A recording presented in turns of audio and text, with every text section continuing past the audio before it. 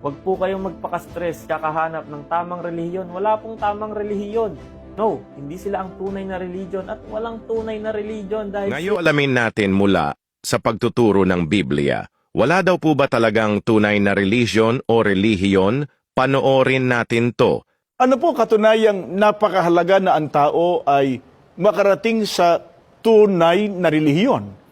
Pakinggan natin ang nakatala dito po sa pahayag ni Apostol Pablo sa unang Timoteo 3:16. Ganito kanyang pahayag. Napakahiwaga ng mga katotohanan ng ating relihiyon. Napansin po ba ninyo mga kaibigan? Pahayag ito ng Apostol Pablo.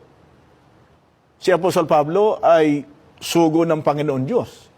Ang sabi po niya, napakahiwaga ng mga katotohanan ng ating relihiyon. Ang kausap niya rito ay ang mga tunay na Kristiyano.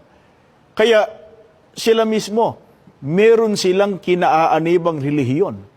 Pero relihiyong katotohanan. Liwanagin po natin sa Biblia, mga kaibigan, hindi po sa pamamagitan ng ating opinion o kuro-kuro o palapalagay, kundi sa pamamagitan pa rin po ng katotohanan nasa Biblia.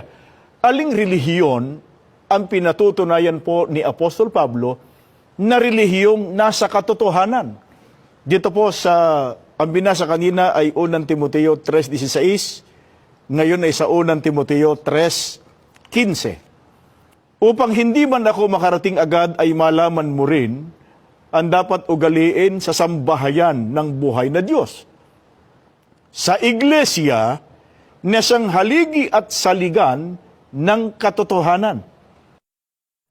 Mga kaibigan, ayon po sa binasa natin, ang relihiyon na tinutukoy ni Apostol Pablo na saligan ng katotohanan ay ang iglesia.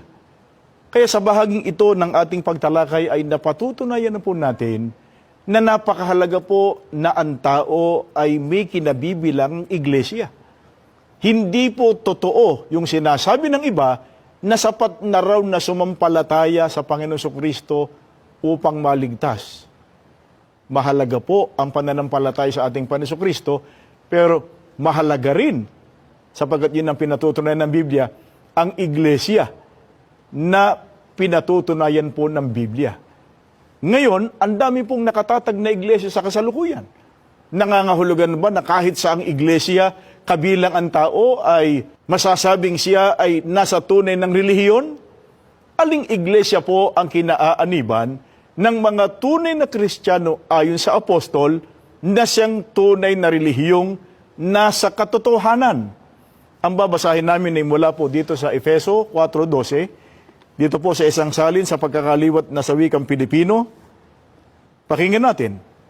Ang iisang layunin ng kanilang mga pagpapagal ay upang dalhin ang mga Kristiyano sa kaganapan ng pagkatao, upang ihanda sila sa makakristyanong paglilingkod at sa pagpapalaki sa iglesia ni Kristo. Mga kaibigan, ang tunay po na iglesia na pinatutunayan ng Biblia, binasa po natin sa Biblia, yun ho ang nakalagay sa Biblia, hindi po namin palapalagay. Ang sabi ng Apostol Pablo, iglesia ni Kristo.